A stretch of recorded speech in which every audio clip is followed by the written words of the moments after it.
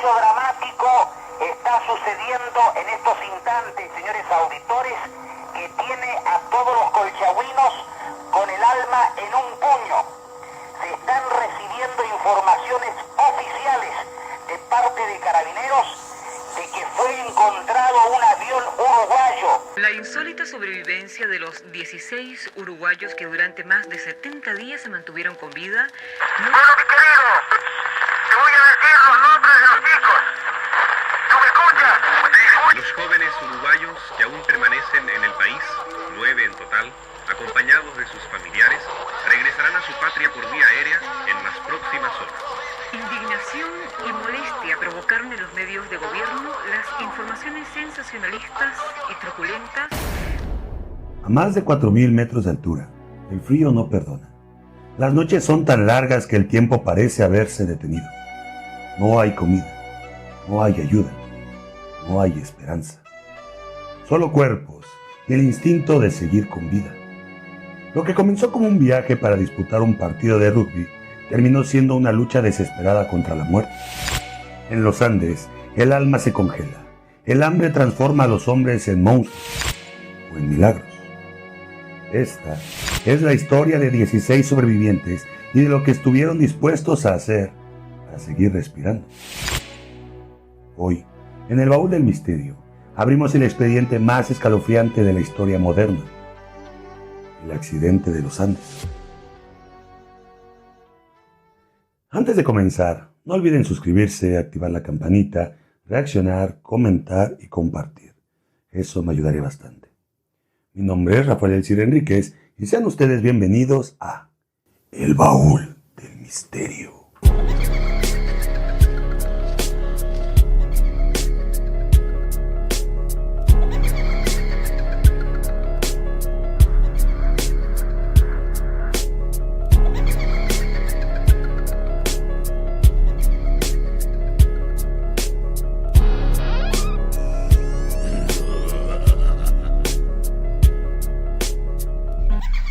El accidente de los Andes. Montevideo, 12 de octubre de 1972. En el ambiente se respiraba entusiasmo, emoción, juventud. 45 personas, entre ellos estudiantes, amigos, familiares y un equipo de rugby, lleno de sueños. El equipo, el Old Christian Club. Su destino, Santiago de Chile, para enfrentar a los Old Boys.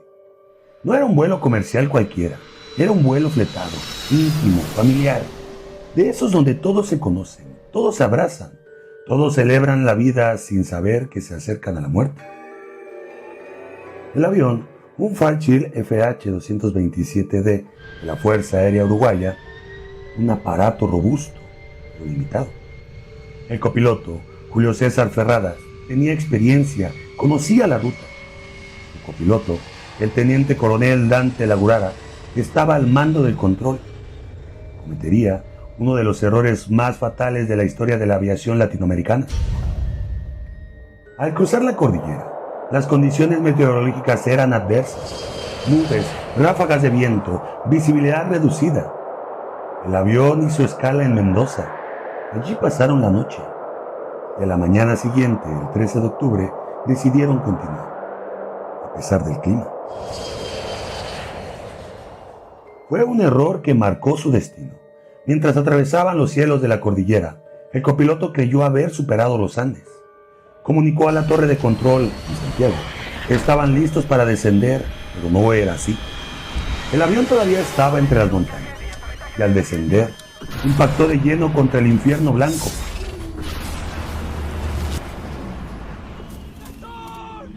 Eran las 3:34 de la tarde. En un rincón remoto de la cordillera, en la frontera entre Argentina y Chile, la muerte acababa de abrir sus alas. Los detalles del impacto. El impacto destrozó ambas alas y la cola del avión. El fuselaje se deslizó a más de 700 metros sobre la nieve antes de detenerse. 3 miembros de la tripulación y 8 pasajeros murieron en el impacto.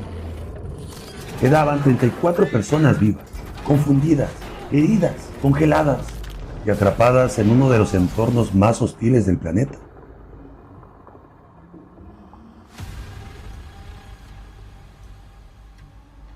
El impacto había dividido el avión en tres. La parte trasera, con muchos pasajeros, se perdió en la pendiente. Las alas se arrancaron como si fueran de papel, y el fuselaje, ese maldito tubo de metal, quedó incrustado en la nieve eterna. Algunos murieron al instante, otros gritaban con huesos rotos. Los más afortunados estaban inconscientes. Nando Parrado, quien había perdido a su madre y a su hermana en el accidente, permaneció en coma durante 3 días. Al despertar, se enfrentó a una realidad que ningún ser humano debería vivir jamás. Años después, narraría lo siguiente. Nando Parrado, cuéntanos cómo ocurrió el accidente.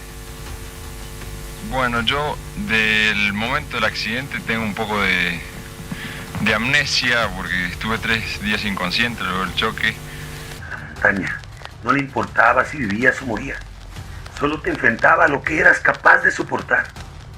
Y en esa indiferencia brutal descubrí que la voluntad de vivir es la fuerza más poderosa que existe. Nando Parrado, Milagro de los Andes. Era el 13 de octubre de 1972. La temperatura a menos de 30 grados centígrados. Altitud más de 3.600 metros. No sabían dónde estaban. No sabían que los estaban buscando. Por última vez. El avión había partido desde Mendoza rumbo a Santiago de Chile. El copiloto pensó que ya habían cruzado los Andes y comenzó a descender, pero no habían salido de la cordillera. Estaban en el corazón del infierno blanco. En medio del fuselaje, los sobrevivientes temblaban de miedo y frío. No sabían que su calvario apenas comenzaba. 33 quedaron con vida, por ahora. Durante los primeros días, había esperanza. Nos van a encontrar, repetían. Hicieron listas, compartían las pocas provisiones. Una caja de chocolates, un par de botellas de vino, maní, algo de mermelada. Pero eso no les duró. Durante 6 días, aquella pequeña radio fue su única conexión con el mundo. Se turnaban para escucharla. Cada crujido, cada chisporroteo eléctrico era una promesa de esperanza. Las noticias decían que seguían buscándolos, que helicópteros rastrillaban la cordillera, que sus nombres estaban en los periódicos. Eso les dio fuerza, les dio fe. Pero entonces llegó el 7º día. Lamentablemente, las autoridades han decidido suspender la búsqueda del avión uruguayo extraviado en los Andes. No hay señales de supervivientes, repitió la radio. En ese momento, la esperanza murió. La montaña se volvió más fría, más cruel. Supieron que estaban solos, completamente solos. Ya no esperaban ser rescatados. Ahora tenían que convertirse en sus propios salvadores. El mundo los había abandonado. En ese momento, en esa montaña, la única ley era sobrevivir. Convertir el fuselaje en refugio fue su primera gran decisión. Taparon huecos con maletas, con asientos. Se turnaban para dormir cerca del cuerpo de metal, buscando calor humano. Derretían nieve en latas para beber, aún sabiendo que su contenido estaba contaminado. ¿Y si nadie viene? Vendrán. Tienen que venir. Algunas noches lloraban. Otros rezaban. Algunos simplemente callaban, esperando la muerte. Otros planeaban. Para el día 12, tal vez el 13, el tiempo ya no tenía sentido allá arriba. El frío quemaba, la esperanza se evaporaba, y la comida, la poca que traía el avión, ya no existía. La comida era poca puesto a que el viaje relativamente iba a ser muy corto. Se habían terminado las raciones. El hambre era una sombra que los acechaba, los desgastaba por dentro, los hacía alucinar. Entonces vino la decisión más brutal. Lo impensable, lo que nadie jamás quisiera imaginar. Comerse a sus amigos, a sus hermanos, no por salvajismo, no por desesperación ciega, sino por una única razón: sobrevivir. Antonio Vicentín recuerda ese momento. ¿Qué me estás diciendo? ¿Me estás diciendo que me tengo que alimentar con mi compañero de clase durante 12 años? Que había sido mi compañero de equipo, que había entrenado mes con mes con él y que incluso entré con él en la semana anterior al entrenamiento. Era una decisión de vida o muerte. Tenías que elegir si seguir viviendo o dejar de comer y te morías. Otra narración decía lo siguiente. Otro recuerdo decía lo siguiente. Recuerdo aquella primera incisión. No puedo olvidar el sonido de la carne cuando el vidrio lo cortó. Estaba solo con mi conciencia, en un día más gris y cruel que cualquier otro. No miré su rostro, no podía. Bajé la vista, simplemente corté. No lo hice por mí, lo hice por todos, para que alguien bajara de esa montaña y contara la verdad. Fue el momento en que dejaron de ser solo sobrevivientes. Se convirtieron en testigos de lo que el ser humano es capaz de hacer cuando todo se pierde, excepto la voluntad de vivir. No fue hambre, fue necesidad. Lo hicieron por todos, por los que aún respiraban, por los que ya no volverían, porque nadie quería morir. No así. Si yo muero, quiero que me coman, pero vivan. ¡Vivan, carajo! Pero la montaña no había terminado con ellos. En la noche del 29 de octubre, una avalancha sepultó el fuselaje mientras dormían. 8 murieron, asfixiados en segundos. La nieve entró por los huecos. No hubo advertencia, solo silencio. Luego gritos. No podía moverme. Tenía nieve en la boca. Escuchaba a alguien llorar, a otro pedir ayuda. Pensé que era el final. Pero no era el final. Era solo otro día más en este infierno. Nando Parrado. Después de la avalancha, solo quedaban 19. Cada uno más flaco, más frío, más desesperado, pero no rendido. Canessa, Parrado, Vicentín comenzaron a preparar lo impensable: caminar fuera de las montañas, buscar ayuda, morir en el intento o traer vida. Recuerdo de Canessa, fragmento real. Cuando me dijeron que yo podía caminar, que era nuestra única esperanza, sentí que no era mi vida la que importaba, era la de otro. Y entonces supe que debía hacerlo. El 12 de diciembre de 1972, tras casi 2 meses de infierno, comenzó la última odisea. Una caminata suicida, sin brújula, sin mapa, sin abrigo, solo fe. Los hombres de la montaña decidieron caminar hacia la vida. A partir de este momento, ya no serían víctimas, serían parte de la historia. Pero la nieve no perdona. Después del canibalismo, después del frío, después del hambre, parecía que no había nada peor. La nieve comenzaba a derretirse. El calor volvió, pero solo para pudrir los cuerpos, para acelerar la descomposición, para convertir ese infierno blanco en un sepulcro a pleno sol. El 12 de diciembre, tras más de 60 días atrapados, 3 voluntarios se prepararon para lo impensable: escalar las montañas que rodeaban la zona del accidente, sin saber si del otro lado había vida, o tal vez más nieve.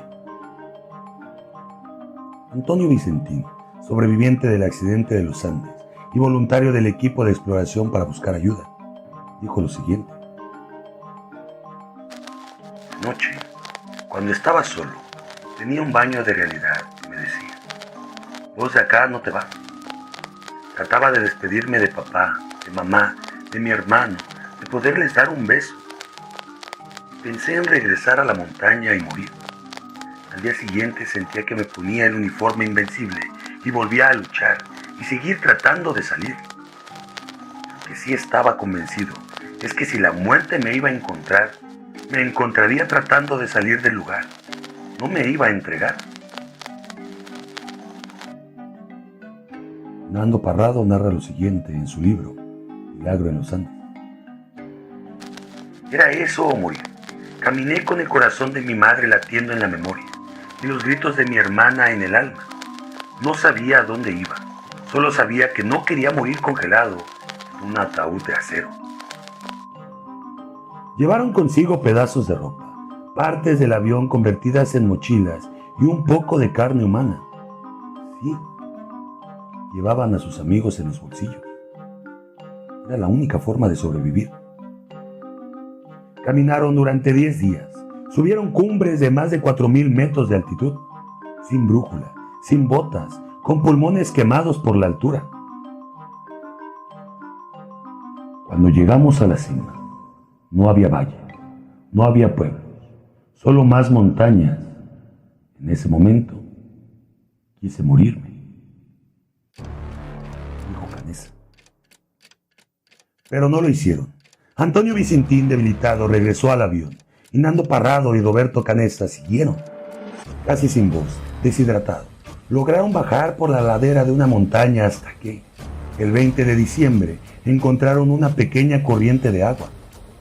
Fue entonces que vieron un campesino del otro lado del río, Sergio Catalán. Un humilde arriero chileno que se encontraba revisando su ganado en la zona del río Azufre, cerca de los Maitenes, en la región del Maule. Fue Sergio Catalán quien desde el otro lado del río vio dos figuras flacas, harapientas, con los ojos hundidos en la piel y quemaduras por el sol. Con su ganado, y que fue el primer hombre que pudo tomar contacto con los sobrevivientes del avión. Cuéntenos cómo fue ese momento. ¿A dónde iba usted? Yo venía caminando, primero cuando yo los vi, iba a juntar el ganado. Después, pero yo pensé que era gente que andaba turisteando, ¿no? Después cuando ya los veo que se aproximan corriendo, que corrían y se caían para acercarse a donde ya podían gritarme a mí. Entonces vine yo, me paré y me hacían con las manos, pero yo no lo entendía que era lo que los decían. Pensó que eran hombres locos, vagabundos perdidos. Pero cuando escuchó los gritos de desesperación, supo que estaba frente a algo que cambiaría su vida y la historia de Suramérica para siempre. Entonces yo vine aquí, por el otro lado del río, grité ahí hasta que salió uno para allá y le tiré un papel escrito para acá que fueran a verlo, porque eran los que le podían prestarle auxilio primero, porque yo no podía, río por medio. Los dos hombres gritaban: ¡ayuda! ¡Ayuda! Venimos de un avión que cayó hace más de 2 meses. ¡Somos uruguayos! Pero debido al sonido del río, Sergio no los escuchaba. Las esperanzas se estaban hundiendo cada día más.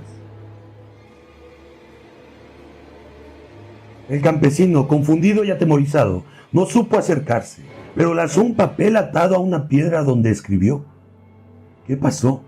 ¿Quiénes son ustedes? Y con una virome prestada, Roberto Canessa escribió la frase que quedaría grabada para siempre. La carta decía lo siguiente: vengo de un avión que cayó en las montañas. Soy uruguayo. Hace 10 días que estamos caminando. Tengo un amigo herido arriba. En el avión quedan 14 personas heridas. Tenemos que salir rápido de aquí y no sabemos cómo. No tenemos comida. Estamos débiles. ¿Cuándo nos van a buscar arriba, por favor? No podemos caminar. ¿Dónde estamos? Decía la carta que escribió Nando Parrado. El 22 de diciembre de 1972, después de 72 días atrapados en el infierno blanco de los Andes, se cumplió lo impensable. Un helicóptero chileno aterrizaba en la cima del mundo, en la nieve, aún con los labios partidos y los ojos encajados por el hambre. 16 sobrevivientes lloraban, reían, se abrazaban, caían de rodillas. La muerte por fin les soltaba la mano. Un hecho dramático está sucediendo en estos instantes, señores auditores. Se están recibiendo informaciones oficiales de parte de Carabineros de que fue encontrado un avión uruguayo perdido en la cordillera de los Andes en el mes de octubre por un equipo juvenil de rugby y que en ese entonces naturalmente produjo su pérdida una gran expectación. Los helicópteros tardaron 2 días en completar el rescate, debido a las durísimas condiciones del terreno. Los copilotos y rescatistas arriesgaron su vida, sabiendo que se jugaban algo más que un operativo. Se jugaban el milagro. 3, 2, 1. Los rostros que descendieron de la civilización eran otros. No eran muchachos, eran sobrevivientes. Eran seres humanos que, para seguir respirando, habían tenido que desobedecer lo más profundo de su moral y sus creencias.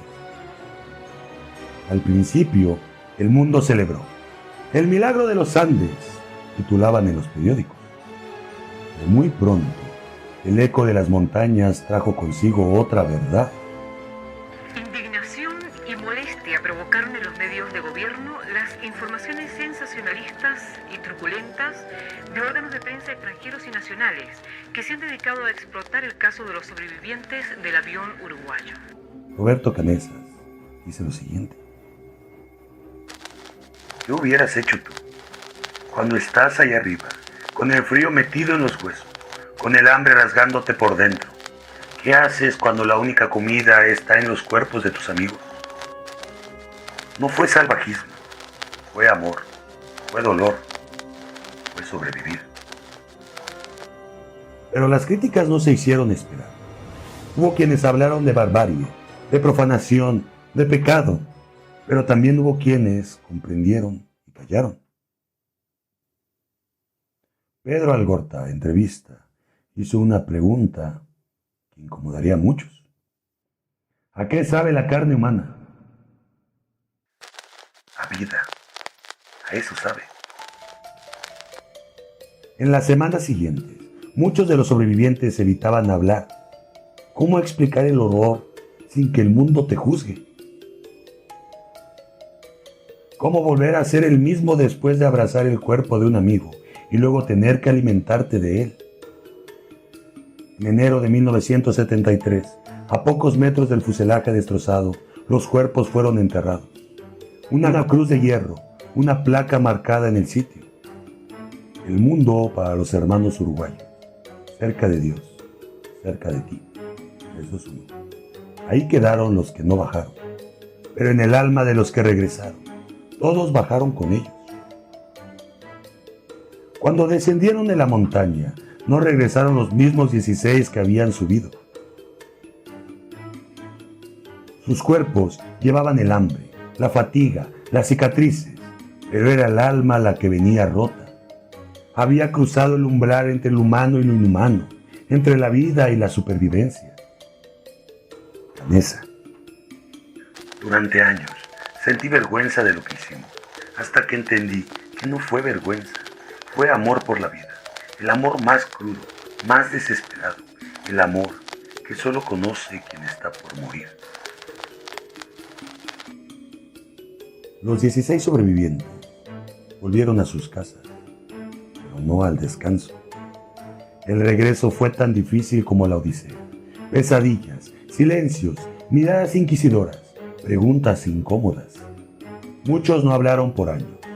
Otros, como Nando Parrado o Roberto Canesa, decidieron transformar el horror en mensaje. La montaña me quitó todo, pero también me dio algo. Me enseñó que la vida es un regalo y que no hay dolor más grande que ver morir a un amigo y no poder hacer nada. Del desastre de los Andes nacieron múltiples testimonios.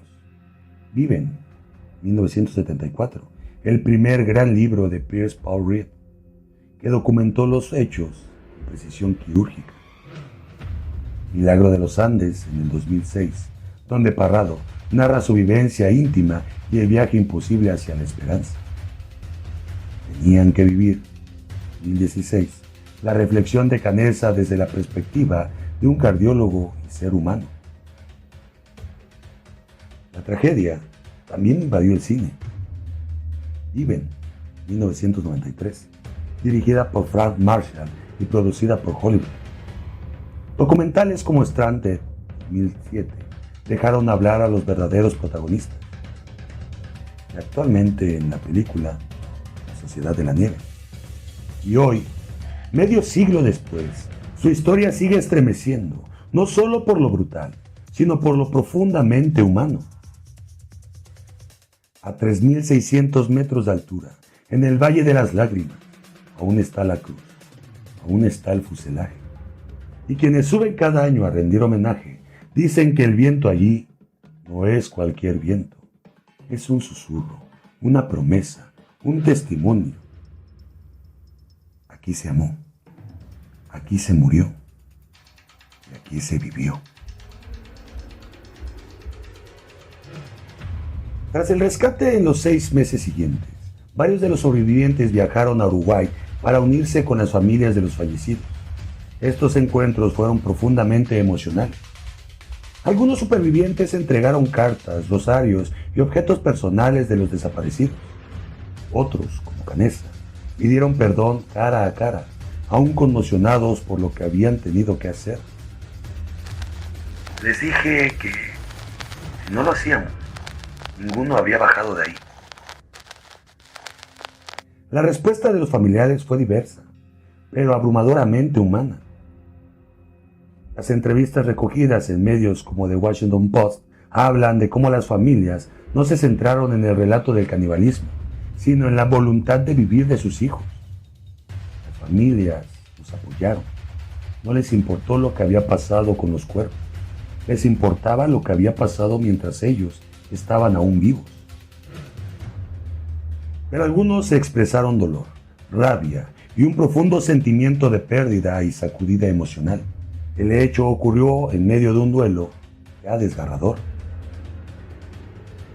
Pese al debate inicial, la gravedad de la situación y el contexto llevaron a una comprensión más amplia. Pasó de la condena moral a una interpretación compasiva, con autoridades religiosas, como un sacerdote que absolvió a los sobrevivientes, respaldando esta decisión. En conferencia de prensa posteriores, los sobrevivientes explicaron que la antropofagia fue, en sus palabras, equivalente a una sagrada comunión.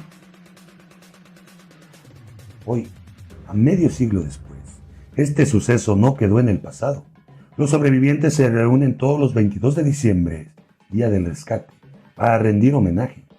El legado de esta tragedia se mantiene vivo a través de películas, libros, documentales.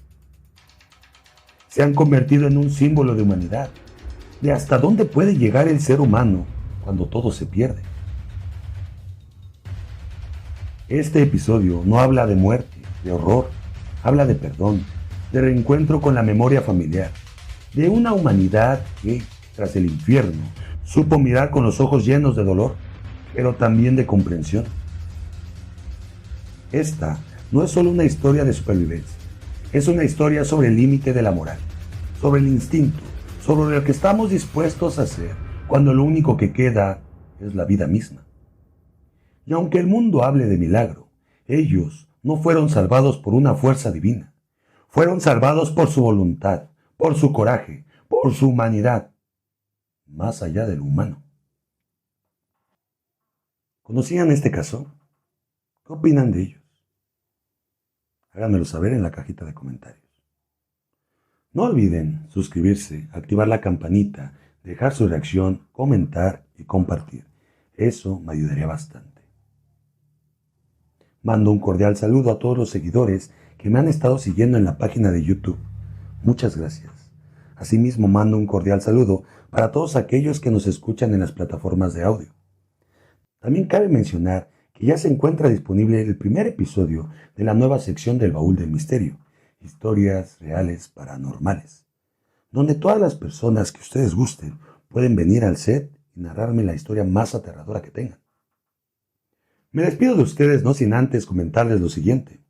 Mantengan sus ojos abiertos y sus mentes curiosas. Esto fue el Baúl del Misterio.